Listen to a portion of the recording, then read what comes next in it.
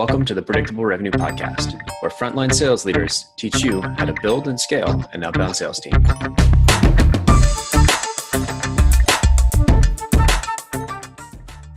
Welcome to our webinar. This is Predictable Revenue and Wishpond, where we're going to talk about how to set up a scalable growth engine. Now, I'm going to be honest here about who did most of the work, and that's Ali. This is his presentation, and I've just basically copy and pasted a bunch of his slides and added the outbound section. He had an outbound section in there, but I was like, I'll add my little flavor here. So I'm gonna pass it off to Ali. Why don't you do? I'll do a quick intro of myself, and then we'll let Ali intro himself, and we'll jump into the presentation. And I'm working the slides, so just let me know when you want me to go to the next one. Okay? Sounds good. Perfect. So, hi everybody. My name is Collin Stewart. I'm a co-founder, co-CEO at Predictable Revenue. That's a lot of co's. Should just change it to like Coco or something. Yeah, bad jokes gonna be happening today. I apologize. One of the founders here. I didn't write the book. I read Aaron's book 5 years ago. I built the company based on his book, and then about 4 years ago, we merged our two companies, and Aaron and I have been growing Predictable Revenue together ever since. So that's my how I got involved here. My background is I've been in sales most of my life. I was a horrible prospector, even though I did it a whole bunch. I read Aaron's book, realized I've been doing this wrong my whole life, and I feel like I learned a lot in this journey. I've been able to help a few hundred, probably getting into thousands of companies build, grow, scale outbound teams. So that's where I'm coming from. Ali, how about yourself? Perfect. Thank you very much, Colin, for the kind words. I think you did more than you gave yourself credit for. So my name is Ali, and I'm CEO and founder at Wishpond. Wishpond is a marketing automation and marketing campaign platform. So for generating leads, managing them, nurturing them, and closing them using landing pages, contests, pop-ups, different tools, as well as marketing automation and email drip campaigns. What's also quite interesting is that I remember we were very marketing focused, and one of the conferences that I was at, I was very interested in adding more outbound sales to our mix. And I talked to someone there, and they said, you know what, you need to pick up the book Predictable Revenue. And I did that, and I'm very happy that I did, because we basically built our outbound sales team based on that. So it's definitely great to be here presenting together with Predictable Revenue right now. Cool. Thanks, Ali. My pleasure. So yeah, let's get it started. So basically, this is actually a graph that you will see on cover of the book Predictable Revenue. I think maybe some of my labels are a little bit different. So with most companies, hopefully you get to experience most or all of these stages of growth, and these would be the stages that you would go through. The first one is the initial stages of product market fit. I wouldn't necessarily say product market fit is achieved, but it's the initial stages of it. And that means that there's a need in the market, there's a problem, and you have a solution to it, a product or service, and people are willing to pay for it. And you have found a way to reach them, at least reach some of them. And that's awesome. It gets you into the organic growth phase, the yellow area. And when you're in that, it feels amazing, because it feels like sky's the limit, and this graph is going to continue shooting up like that forever. And at some point, inevitably, for 99.9% of us, it stops, and it either plateaus or the rate of growth really slows down, and it gets you into the red area that obviously looks like fire, and it's dangerous to some extent. If you're growth minded and your goal is to grow, continue growing, this is very frustrating. And a lot of times for at least SaaS companies, this would be around $3 million of annual revenue. It could be different for different companies. But if you're growth minded, this would be where you're actually actively and diligently focused on finding a scalable growth model, finding some levers for growth that can get your company to continue growing for long times to come. And this is very unpredictable. You don't necessarily know how long it's going to take, and you need to preserve cash and do all the right things. Once you find it, then you get into the green zone, the scalable growth phase, and there's more predictability to it. You know how to grow the business, you know how to scale it, and it's, you know, the challenges change and it becomes sweeter in some sense, and you continue growing predictably. So let's go to the next slide. And now, what are characteristics of a growth engine to get you from the red zone to the green zone? This machine that you see, this illustration, I think does a good job of capturing it. You basically want something where you can put $1 in and it would print out $3 from the other end. Sounds fantastic, and that's exactly what you're looking for. Now, there are more characteristics to it, so let's go through those. The first one is that way of growing your business that you're looking for, if you want it to be a scalable, predictable growth engine, it needs to be repeatable. What do I mean by that? So imagine you just ran a marketing campaign and it went viral, and it was amazing. In fact, you spent $1 and got $50, $100 out of it. But you're thinking, you know what? Realistically, I cannot repeat this. I got lucky. So then that wouldn't be your scale. I mean, enjoy it, but that wouldn't be your scalable growth engine. You need something that you can control a little bit better. Another characteristic would be that it needs to be scalable. So here's another example. Let's say you have an ad campaign and it's working well. Long-term value, cost of acquisition, everything makes sense. It's repeatable. But as you start spending more, at some point it gets prohibitively expensive and it doesn't scale that far. So then in that case, that ad campaign is probably not your growth engine. Maybe a collection of them could be, a lot of times it cannot be. You need something else. Another aspect of it, which might sound obvious, but trust me, it's not, is that it needs to be profitable. And not just profitable in terms of acquisition cost, but what are all the costs, hidden costs, maybe non-obvious costs involved with serving the account, from server costs to service to onboarding, all of those things over time. You have to make sure that it ends up being profitable so that you can invest it back into the growth of the company. Another criteria also, and this is a rule of thumb, but I found it to be a very good rule of thumb, is that you want the long-term value of each deal that you win to be at least 3 times more than the cost of acquiring that customer. So here's an example. If it costs you $1,000 to win a deal, you want to have the deal be worth at least $3,000 for your business. And if that criteria doesn't make sense, chances are you need to find some other growth engine or tweak it until it gets there. Another criteria also is that you need to be able to recover that acquisition cost under 12 to 18 months.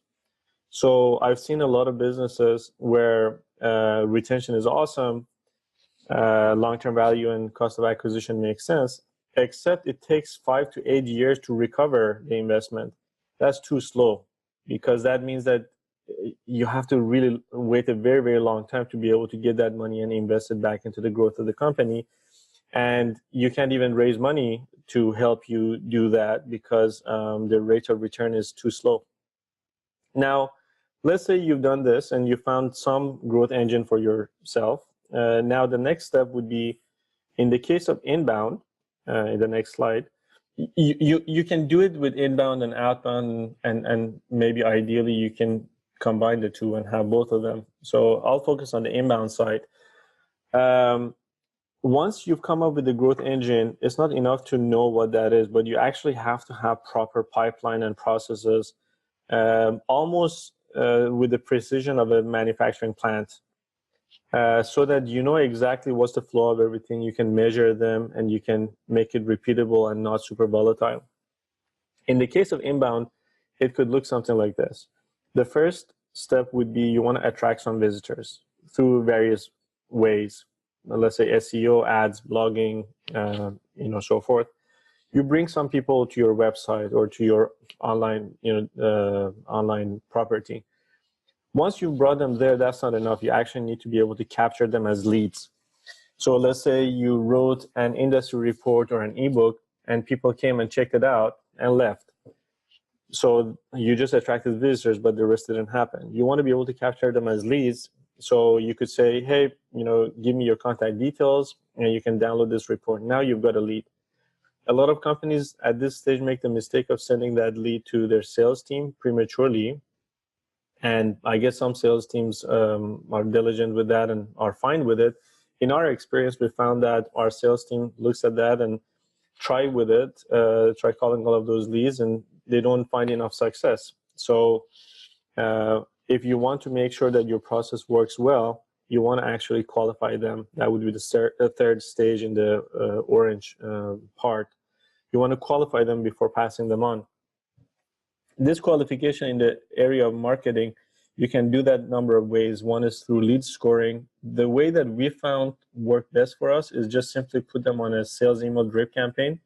Send those cold leads series of emails that look personal, as if someone hand drafted them, but they're really automated.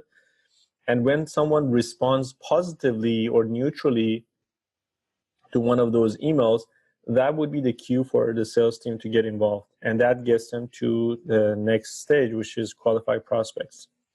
In your sales team, ideally, you want to have specializations and have sales development reps to do the first part of the sales process, to qualify the lead, to create enough interest in them, and then pass them on to account executive to give them a demo, and give a proposal, negotiate a deal, and close them.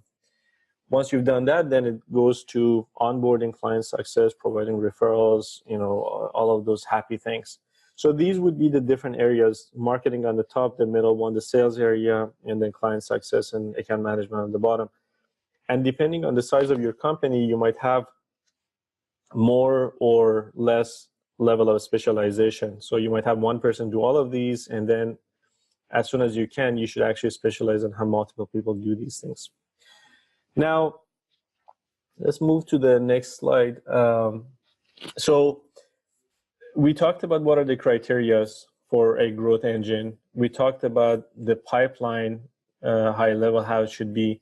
Now let's talk about 4 different tactics on how to create adequate lead flow inbound, because that's very important. Here's one example, one idea that you can use using educational pieces of content. At Wishpond, we produce ebooks from time to time, and you can see, for example, this one. So when you go there, you will see the complete guide to landing pages, complete guide to Facebook contests, state of lead generation industry report, and so forth. Now, if you want to download this ebook, then you go to the next page, and then we say, awesome, it's free, but for you to download it, you need to give us some contact details about you. And that would be when we capture them as a cold lead.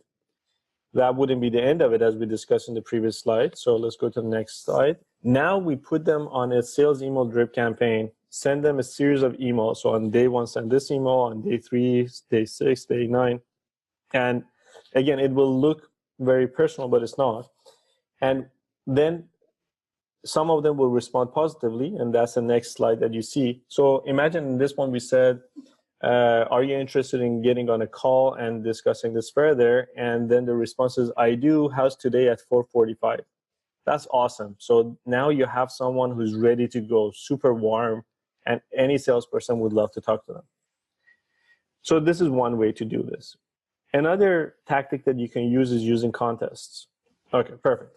So this is a contest that we ran with one of our partners, Client Boost, and we came up with a joint package of our 2 offerings. Basically, we said, you can enter here, give us your contact details, basically become a lead, and one person will become winner of this package and we'll get it completely free. And if you go to the next slide, after they participate and give us their details, then in this case, it was quite simple. In some cases, we say, hey, if you want to increase the chances of winning this prize, do more things. So the more you share, the more you refer to your friends, the more chances you have to win. Or if something is important for you, let's say you're a car dealership, and you say, if you do a test drive, I'll give you 10 more chances to win. Or if you're a SaaS company, you can say, if you sign up to our trial, I'll give you 5 more chances to win. Now, with this way, with Client Boost, this contest that we ran, we got more than 500, close to 600 leads out of it, which was fantastic. And a lot of revenue actually came from it as well, and value for everyone who participated. Now, another tactic would be, next slide, would be if you have traffic on your website or your blog, you want to do something with them and not just leave it to chance. And a lot of times the traffic is anonymous. And if you can, you want to turn anonymous users into leads, known visitors. One way to do that would be using chat. This example that you're looking at is using ManyChat, and Facebook chatbot also could be used. And that would be a good way to get someone to interact with you, even automate some of the workflows. And once they connect, because it connects with their Facebook account, you know everything about them and you can contact them. Now, if the value of each lead is on the higher side for your business, then you might not want to automate this. You might actually want to have a real human manning the chat. So if you go to the next one, this is on our blog. And what we do, one of the things we do is that when someone is reading the blog post, after some point, in the next slide, you will see a proactive chat comes up saying, would you like me to share some marketing ideas with you? Very open-ended. And a lot of people respond saying yes. And the person here is an SDR, is a sales development rep, who's trained on how to ask the right questions, give value, give them ideas, and then guide them to agree to a demo with an account executive. So that's a fantastic way of generating leads and feeding your lead flow as well. Now, last one here with the tactics is welcome mats. This is also one of those things that a lot of people find annoying. We also sometimes find annoying, but it works wonderfully. On our blog, if you go there for the first time, you see the blog post for a couple of seconds, and then an overlay comes from the top to the bottom, covering it with some transparency, saying, hey, do you want to create great lead gen campaigns? Get started here. And we get a ton of business out of that. And if they don't like it, they just say not today and move on to reading the blog post.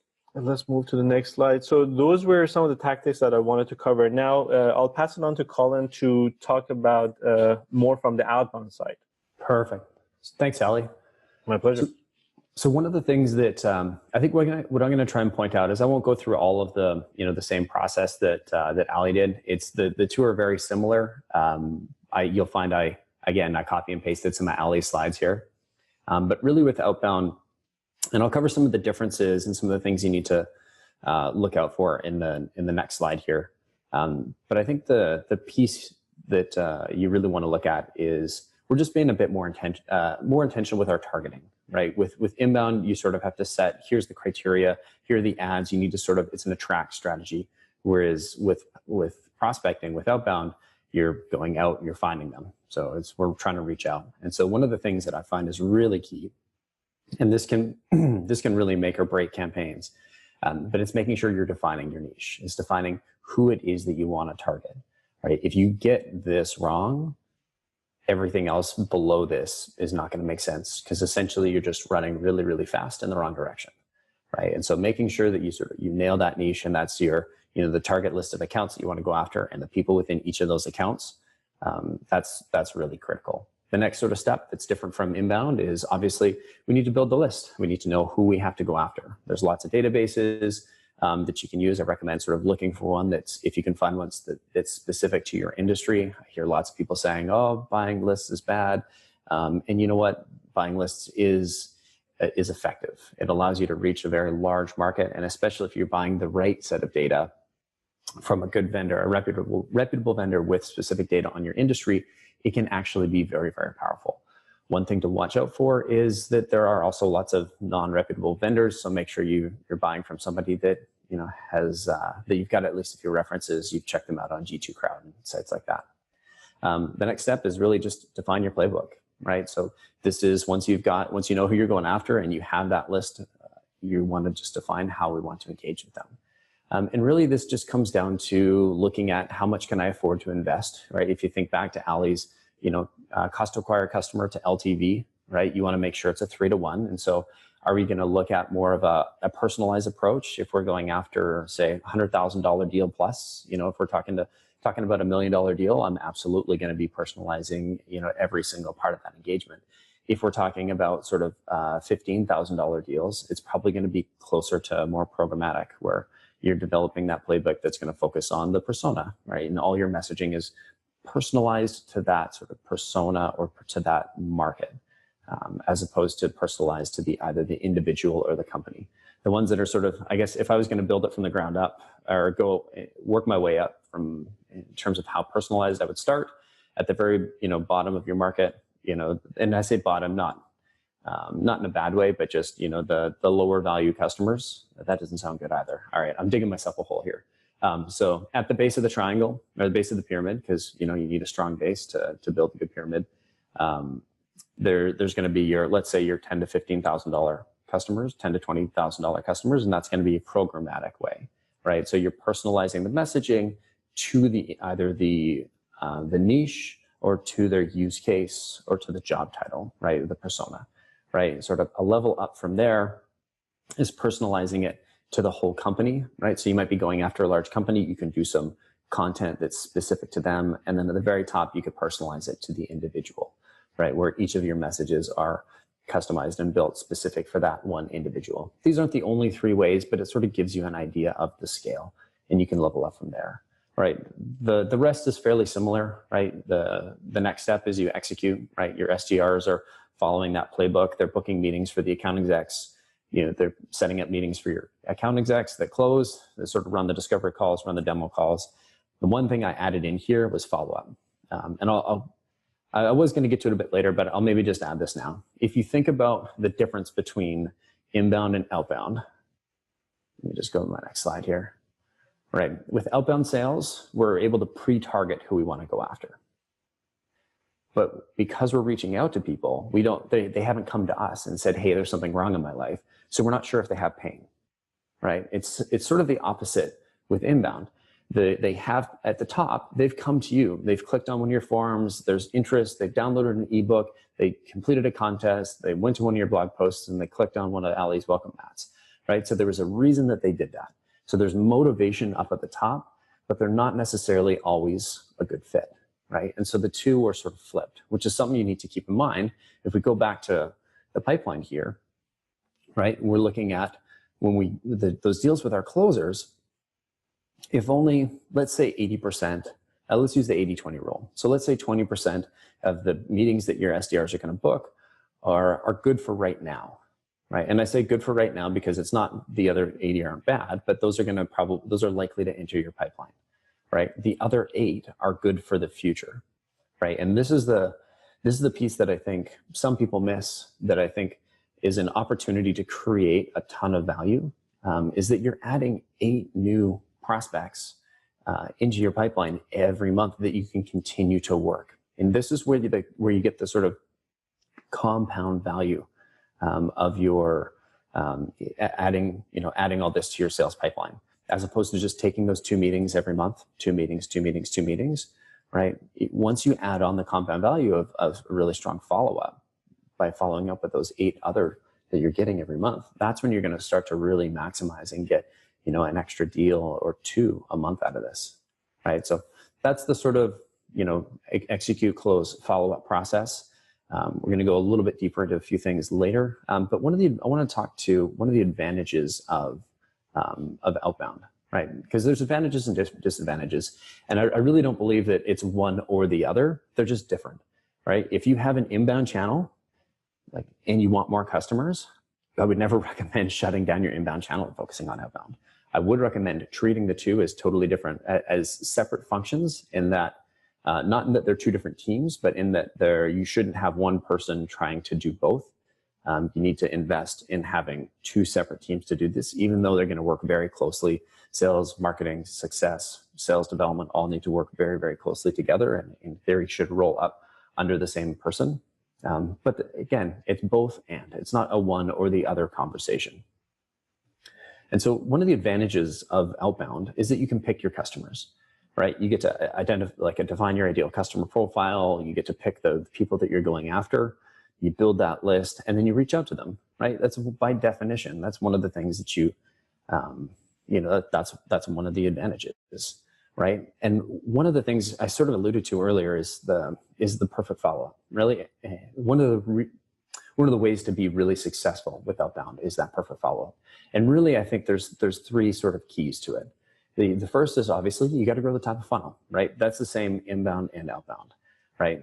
Is you really want to grow that top of funnel. The second piece is the perfect meetings, right? And I'm actually stealing this from a customer of ours, Burgout Sagemont, because the original predictable revenue sort of methodology was consistent top of funnel, consistent process. But these guys sort of broke it down into the 3 steps, right? So we talk about top of funnel growth, right? That's what we're doing here.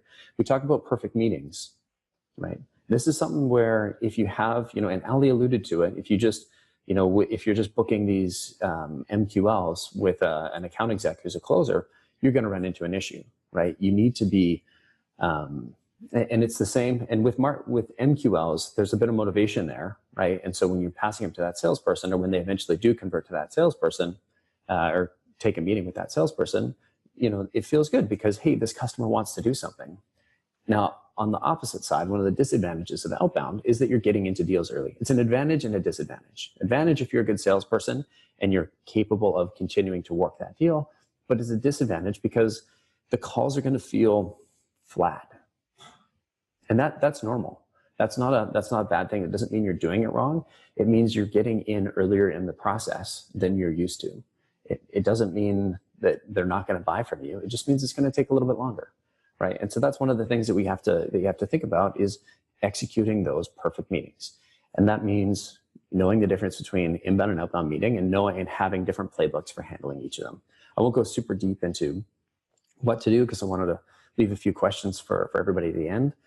But basically with the outbound meetings, you really need to be digging deep on pain, right? You need to be talking to those customers about, trying to identify what's wrong in their life. Is there a reason why they should be thinking about doing anything in the first place, right? And if there isn't anything, sort of digging that last little bit to say, okay, well, what is their situation? Help me understand your situation, because we know the product, we tend to know the industry, we know the pain, and we know when the pain might be there, right? And so asking these qualifying questions to really dig and understand, okay, what is their situation now, and when might this become a problem, right? So that you can execute intelligent follow-up. It's not just about following up and saying, hey, I'm Collin, did you see my email? Can I, is now a good time? Is now a good time? Is now a good time?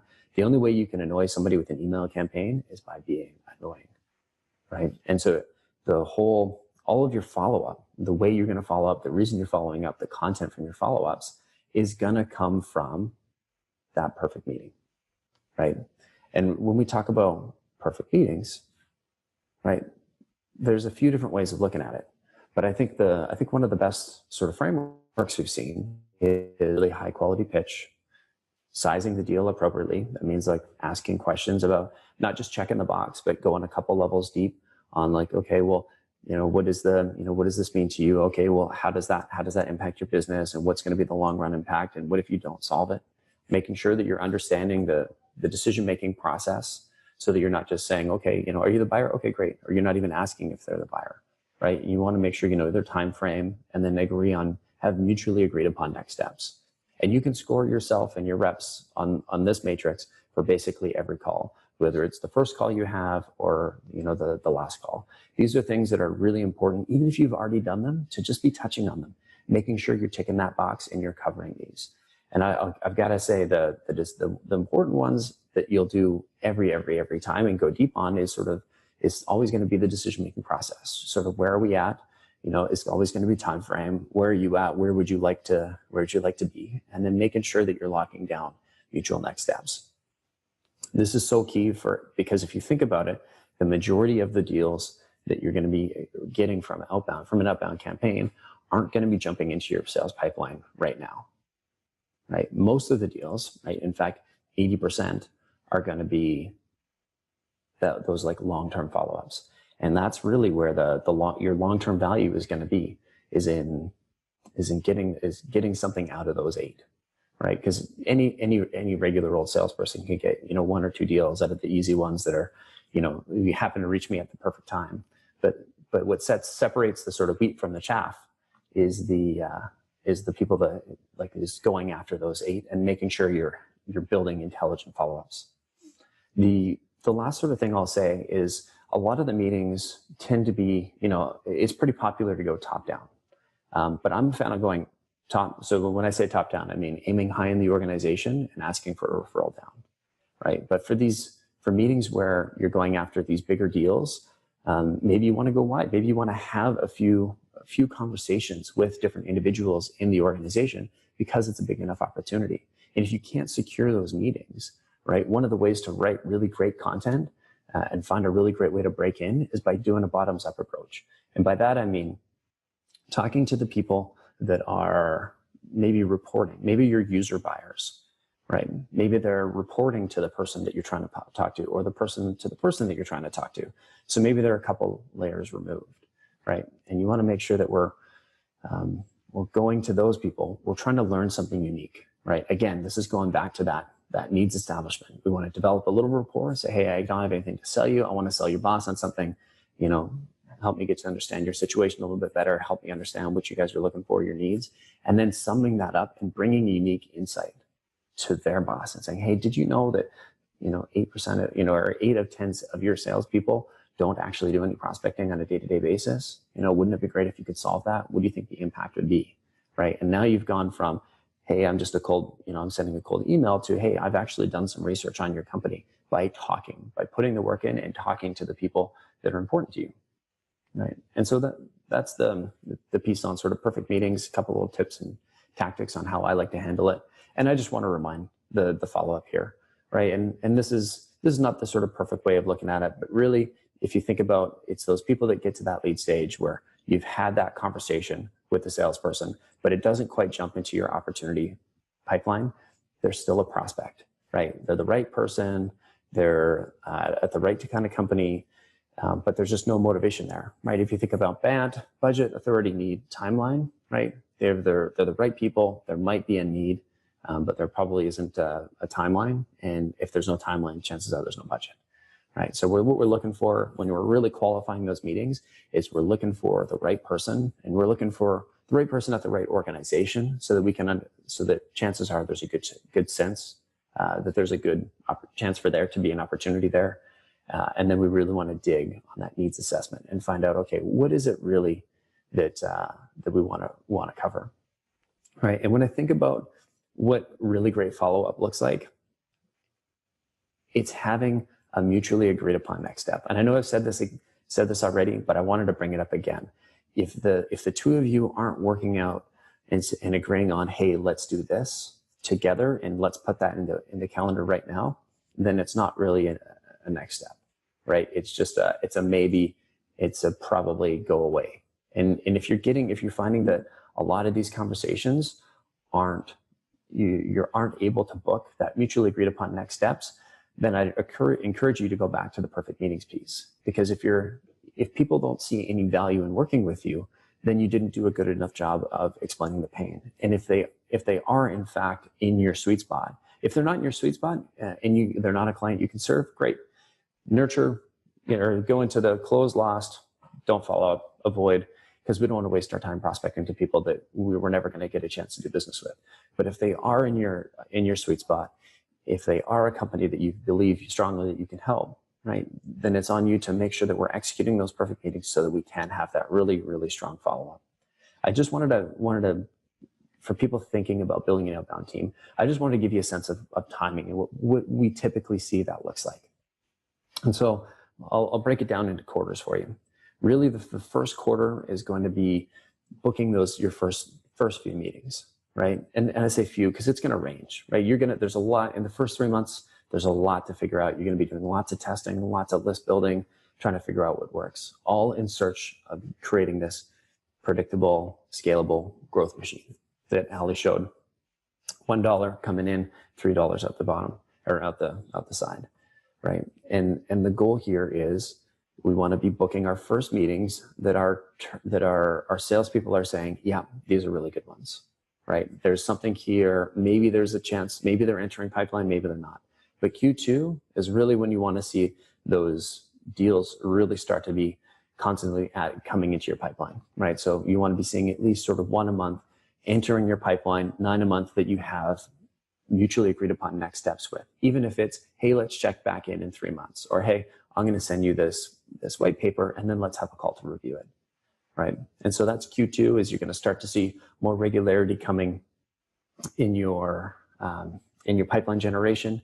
Q3, and this is the one that it never comes fast enough for anybody, including myself, but it generally is going to take you until Q3 to close your first deal, right? And so that's if you have a smaller deal, or not a smaller deal size, but a smaller deal size for outbound. So let's say in the sort of $10,000 to $30,000 range, you're likely to see, your first deals, maybe 10 to 50. You're going to start to see your first deals closing in Q3. And then Q4, if you have bigger deal sizes, this is when you're most likely to start to see deals closing. And then if you have smaller deal sizes, it's when you're going to start to see some regularity coming in your process, right? So you're going to start to see deals regularly entering pipeline and closing. And in this Q3, Q4 range is right when all of those, remember I talked about the 8 and the 2? It's hard to forget because I probably said that like so many times. You're like, Collin, just stop. But it's this Q3 and Q4 that if you've been really diligent about your follow-up from all those meetings you generated in Q1 and Q2, this is when those start to pay back value, right? And so now you see that it starts to build and build and build on itself. And it's sort of like pushing a big rock over a hill, right? It's right around that Q4, right around the end of 12 months that you start to reach the top of the hill, and the grade just decreases, and all of a sudden you're flat. And then if you've been following up with all those 8 people, the 8 new ones that you've been adding in every month, the rock's going to start to roll down the hill, right? If you have a tricky niche, if you're building a new team, these are things that can play with the timelines and make it take a little bit longer. But don't get discouraged if it doesn't happen right away, because these things do take time. We've seen it take anywhere from 12 to 18 months, 24 months to reach the sort of rock rolling downhill stage. I'm going to pass it back to Ali because I know he's got some pieces that he wants to talk about, some common mistakes. Sure. Thank you very much, Collin. That was very valuable. I actually made a few mental notes for myself as well. Thank you very much for that. So common mistakes, one of the, if you can see the first bullet there, one of the first ones that I see is hiring before founders have done it. And I don't know if Collin agrees with this one, but when we were setting up our outbound sales team, I was the one who, found the leads first. I was the first SDR for ourselves, and I was also the first account executive for ourselves. And now this attempt, I remember a number of years ago, we hired a VP of sales, and he came in, the product wasn't fully formed. There were no sales processes. The packages weren't all set up correctly. And it was a disaster, right? And it was not really, you don't really want to bring new people into unpaved paths. So I really believe that the founders need to have done it, especially when it comes to sales, before they can bring someone else to continue that path. Another common mistake that could happen is scaling Salesforce before growth process is predictable and repeatable. So you don't want to depend on just rock star sales team members. You actually want to have a process. You want to have ways of measuring how things are going. And if you're just saying, well, let's bring a few A+ players and hope that they figure it out, or they're gonna make something happen of it, I think you end up not doing that well. So the process has to have become predictable and repeatable first. Another big mistake is not producing enough leads, and that sounds obvious, but one way to achieve that is work backwards. As Collin said, obviously it takes a long time before you even get to this stage, but once you have paved the way and now you want to think about growth, you can work backwards and say, you know what, I want to achieve X dollars in bookings this quarter or this month or whatever your time frame is. Okay, what's your average deal size? Y dollars. What's our closing rate? This. Okay, so I need to have my account executive need to have X number of demos. Okay, so how many SDR calls do we need to have to produce that many demos? So that's another number that you calculate. Okay, how many leads do I need to generate above that, on top of the funnel, for the SDRs to have so many calls? And if you follow that process bottom up, then you get to a number that will tell you how many, what your adequate lead flow needs to be. And unless that number is something that you're controlling and you're keeping a close eye on, you won't hit your numbers. And it will be very frustrating why you're not going as fast as you wish, but that's the reason a lot of times. Can I build on that, Ali? Yeah, please. I've seen this a few times, and one thing that I feel like a lot of people forget is the time part of the equation, right? If you work out all your numbers and then your programs don't, kick in until November, and you're a SaaS business where you're getting paid monthly as opposed to annually, right? You're only gonna get 15%, 20% of the value of that program, right? And so you need to make sure that you're keeping in mind when you want these, when you need these leads. The other piece that I think people forget about when related to timing is salespeople, right? You hire a salesperson and they don't ramp to productivity in a couple of days. That's right. Typically it takes time, whether it's a salesperson or a marketing program or an outbound program, it takes time, right? You heard me talk about the 4 quarters. That's something to really think about when you're trying to do the math is not just what is the total volume, but when, and then what are the resources we need to put in before that in order to hit these goals. Absolutely. And that's a very great point. And a lot of times if you're forecasting your growth, it ends up being quite frustrating when you don't account for that time lag and you end up not hitting the targets. And then hopefully at some point you're like, okay, that's the reason I should plan. So our latest forecast, you can see the date of the hirings, and then it doesn't touch the bottom line until a few months after. And we know it takes time. And knowing that you can prepare for it, otherwise you're going to be disappointed and everyone is going to be quite unhappy about that and you're going to make wrong decisions. Another one is passing on qualified leads to sales. We've talked about this already, I think, but it's very, very important. Again, you don't want to have, you don't want to frustrate everyone by passing them leads that are, someone who, again, those 500 people who entered the contest wanted to get something for free. If you pass every single one of those to your sales team members, obviously they're going to say these are poor quality leads, and they're right. So you need to do more than that before passing them on, and then the whole system will work wonderfully. Not segmenting leads. So there are a few different ways to think about segmenting leads. One is verticals and all of that. But here what I'm talking about is actually not filtering out leads. So here's an example. In the case of Wishpond, there are certain countries or certain demographics, let's say countries first, where the value of currency is such that some of our service packages are too expensive for them. So even if in inbound our net is quite wide and we capture them, we won't put them on the qualification drip campaign because we know that even if they respond positively, we won't be able to pass them to sales. And we need to exclude them. So that's quite important. Or in some cases, you might say, well, I'm asking them a few qualifying questions on the forums about their team size or this and that. And unless they answer this way, I don't want to pass them on, and that's quite important. And the other one, this is also one of my favorites, is using marketing automation for sending sales emails. So Wishpond is a marketing automation platform. I want people to use Wishpond for just about anything, but that would be a mistake if a marketing automation platform is used for sending sales emails. So you can use marketing automation for sending mass marketing emails that you don't care about the response, the volume is high. But if it's part of a sales drip campaign where every email counts, is very personal, you want to monitor the response, and most importantly, you want to have as high of an open rate as possible and hit people's inboxes, you want to use a sales automation tool like we use Reply.io or Persist IQ or Outreach one of those platforms, so that it would go from your Gmail inbox to their Gmail inbox, or from your Outlook and Exchange to their inbox. And with these campaigns, we see 60-70% open rate, but if it was marketing automation, maybe it would be 20-30%, and that makes a big difference. Collin, do you have anything else to add on the common mistakes before we move on?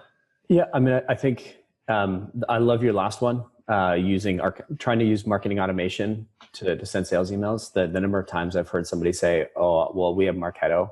We'll use that to send emails on behalf of our salespeople." It's like, come on. Yeah.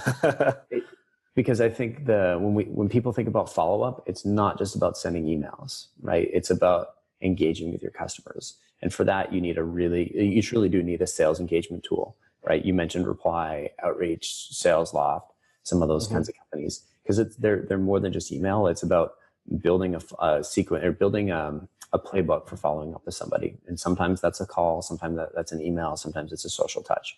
And that's one of the things that you miss.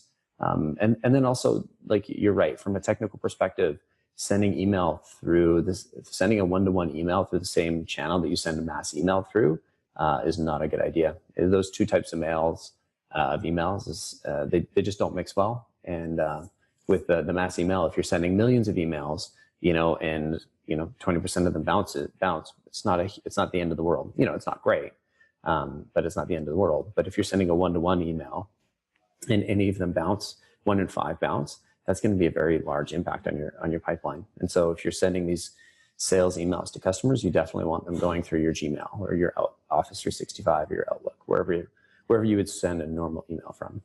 Absolutely. And sometimes that small detail could be the difference between a profitable with positive return campaign and one that is not. Mm-hmm. Okay, cool. So here's a recap of what we discussed for, I guess, just as a reminder, we discussed stages of growth in your company that you want to see yourself pass through, hopefully. We discussed also No, sorry. No problem. I was reading the questions. We got some questions here. That was good. We also discussed what are the characteristics of a scalable growth engine. We discussed, now that you understand the characteristics of a scalable growth engine, how should you set up your inbound and outbound pipeline and processes? And we talked about some tactics for generating lead flow. And we also then concluded by covering some common mistakes. So I think that's everything we wanted to cover today. And I'll pass it on to Collin. I guess we're going to take some questions now. Yeah, we've got a few questions here. The first one is from Jacqueline. She said, Collin, is it a waste of time for an SDR to personalize all outbound messaging based on sending only 100 emails a day? If that SDR is personalizing 100 emails a day, I'm not sure how personalized they're getting, or you've got a grinder. I think what I'd recommend is testing, right? If you're really truly personalizing and put a lot of thought into it, sort of the 20 to 50, 25 to 50 is probably a good number, because it's not necessarily about the amount of text or how much you put in it. It's about the thought that goes behind it. And it's really challenging to be thoughtful about 100 different interactions on a day-to-day basis. And so I would say, depending on the type of market that you're prospecting into, maybe you want them to dial back, or maybe you want to split test and say, let's personalize it to the company, right? Because we're emailing 5 people at the company. So let's write some custom messaging for the company. Or maybe we're personalizing it to the industry, or personalizing it to the individual use case. So I would split test the campaigns and see what the results say. Because I can only give you ideas, and most of them are probably wrong and not going to work. What's really going to tell you what's working or not is doing it and seeing what the data shows. Absolutely. If I may add to that as well, one thing that we also noticed was around 30 a day was where the SDRs were kind of, they were spending too much time on it, and they were getting quite unhappy as well. Mm-hmm. So we were kind of having a mix of 30 personalized and then some not personalized. The other approach that we've tried also, and the jury is still out on that, but it's an idea for you to try, is the email would not be 100% personalized, but there would be a snippet. So you say, hi, so-and-so, and then the first snippet, and it could be someone else other than the SDR who actually goes and researches and comes up with that snippet. and then your SDR is not doing that, some other researcher is doing it. It sometimes helps, but a lot of times also because it's two different individuals, the researcher could get it wrong and it could backfire badly as well. So that's the con of it. Yeah, definitely. When you try and scale something up like that, you need to pay extra attention. One of the ways I've combated that, or I've dealt with that, is just instead of having them, like when you import that list, you're basically just importing, you have your like lines of personalization and you set them as like custom variables. So if you're personalizing 2 or 3 parts of the email, you just have 2 or 3 custom variables, and you just have your salespeople review the spreadsheet before you input it. Right? So you say, okay, in this context, does that make sense? Does that make sense? Right. And now you're still spending some time to make sure it's a human touch, but you also get the advantages, this efficiency of having somebody else help you with that research. That's correct. Cool. So the next question, how many days is ideal before the next follow-up? I think it depends on the last time you followed up. I think earlier in the process, you're going to be following up more frequently. If you had a really strong engagement, I'd follow up more frequently. So like after let's say I just got off of a sales call from here, I'll send them a follow-up right now. If I don't hear back from them by Friday, I'll probably pop them something at the end of the day, maybe something first thing Monday, give them the weekend sort of. And then, for the first couple of weeks, it's probably probably twice a week. And then it goes to sort of after that, sort of once a week, and then degrades to sort of monthly and quarterly. And again, these all sort of depend on what was it that we discussed on the call? What were the mutually agreed upon next steps? And sometimes if they're just blanking you, you need to sort of push them for some information. Hey, we talked about this. It sounded like it was valuable. It sounds, but I reached out and you haven't got back to me, so I'm going to assume that's changed. I'll stop following up unless you let me know right now. I wouldn't send that exact email, but go ahead, Ali. Collin, how many times would you say your AEs would follow up before? First of all, would it be the AEs following up in the process you're mentioning, or would it go back to the SDR? And then how many times would you say they would follow up with not hearing back before they give up on it? If one of my reps gives up on a prospect, I'm going to beat them. No, they're not allowed to give up. So I would say, honestly, it just, the frequency, you never give up on a prospect unless you learn information that disqualifies them. So if they say, you know what, I hate your company, we did business in the past and blah, blah, blah, blah, blah. It didn't go well. Okay. If they said, oh, you know what, we're not building, our business model changed, and we're not that wouldn't be of value to us anymore. Great. Okay. No problem. But until you get those, like the real deal killers, then they never have permission to stop following up. The frequency just changes. And even if they don't respond at all to you? Yeah, absolutely. Cool. You just got to change your tactics and be creative and work with your team on, okay, well, what is the campaign that we're going to try to reactivate people this month, right? Because if you think about that, there's this list of all of these individuals that have said, yes, I'm interested in your company. Mm-hmm. Right? And, you've had a conversation with them, some things about them, you've got some good ways of following up, right? So they're the highest potential prospects. And so I'm going to keep working those. Not that I don't trust marketing. It's just marketing is really great at the sort of the high level stuff, whereas this is more one-to-one, execution stuff. And so I'd have my account exec work that. The other question you asked was sort of who does what and when. And so I would say if you're a rep, so let's talk about the sales development or the inbound marketing process. If it's an inbound or an outbound meeting, in my company, we have an inbound or an outbound person that we have both an inbound and outbound people to handle each one of those, right? Until they show up to that first meeting, the follow-up would be on them. So if they book that meeting, they don't show up, it's on the inbound person, that's on the outbound person. Once they show up to the meeting, that's when the handoff occurs to the account exec. Now the follow-up is on you. Cool. Right. And what we want our account execs focused on are 2 things. We want them focused on active deals. So deals where you have sort of next steps and you believe there's a chance to close somebody in the next 90 days. And 2, really high value prospects or opportunities that aren't going to close in the next 90, but you've built a really good relationship with them. And there's a reason why you're going to follow up on a specific date. And you have these mutually agreed upon next steps, right? So when it gets kicked back to the sales development team or the marketing team, inbound marketing person, is when sort of you've disqualified it from the pipeline and said, hey, you know what, this is closed lost. Nurture, and the nurture is like, and basically, so it's closed lost nurture.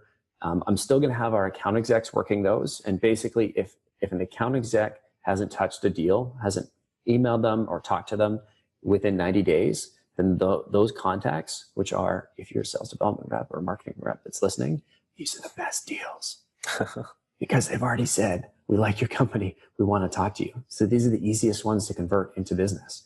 So if your account exec hasn't touched those in 90 days, then our team is fair game to grab those. But we have some automated tools that set up and just add them to our sales development reps into one of his sequences, and he's off to the races. That's very helpful. Thank you very much. Cool.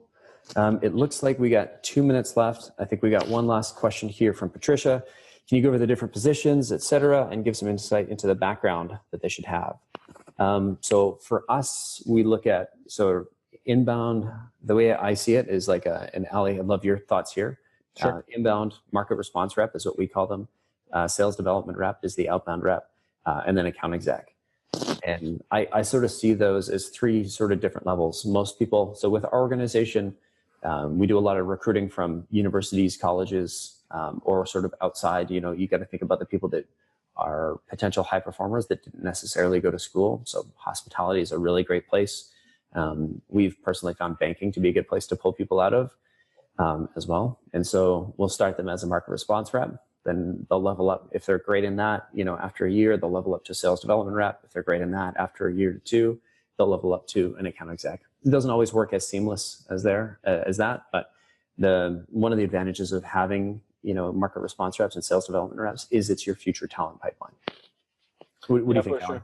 Sure. Yeah, ours is actually quite similar as well. So we call them inbound SDR and outbound SDR, but same thing really. We have different people in charge of them.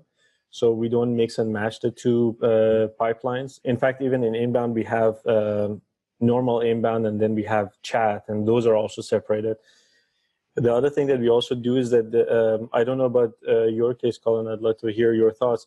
Do all of these deals from the different specialized SDRs feed into the same AEs, or do you have also different AEs for different channels? Because in our case, actually, we have different AEs. When we mix and match them, sometimes the AEs wouldn't close them as well as when they are specialized on that channel alone. Yeah, I love that idea. I think our team's a little bit smaller, so we have our reps right now specialized by their sort of product specialization. Mm-hmm. So, you know, we have reps for helping our customers with coaching. We have reps that help our customers that want to talk about helping us build pipeline for them. And so that's how we have it segmented out. But I've definitely seen, we're a smaller team. As we grow to a larger team, it's definitely something that we'd look at, is having that role broken out. But if you're small like us and you can't afford to or don't have the team, because having it broken out is definitely can be helpful. But if you can't, making sure that you're on top of your reps about, you know, this is going to be the difference between an inbound and an outbound deal, or an inbound deal, an outbound deal, a chat deal, you know, a contest deal, right? And there's a lot of education and coaching that goes into it. Because when we first started with outbound, and our co-founder wrote the book on outbound, our account execs were like, oh, we don't like these meetings. They're not really going anywhere. It's like, okay, this is pretty common, but here's how you need to work those. And we changed how we handled those initial meetings and how we followed up. And we ramped from, you know, getting 0 deals a month from it to getting 1.5, 2 per SDR. And so it's had a huge impact on the business. That's awesome. Yeah. Perfect. Ali and everybody else, I think that's all the time we have today. A few people have asked, will we send out the slides? Yes, we'll send out slides and recording once Zoom finishes doing all that. I want to say, if you want to get in touch with us, there's Ali. He's Ali T at wishpond.com. He's the founder CEO, and I'm Collin at predictablerevenue.com. Don't forget, Collin with 2 L's. Thanks, everybody. It's been great having you, and hopefully see you again soon. Thanks for joining us, Ali. Thank you, Collin. This was really fun. I really enjoyed it. For sure. Same here. Okay. See ya. Yeah.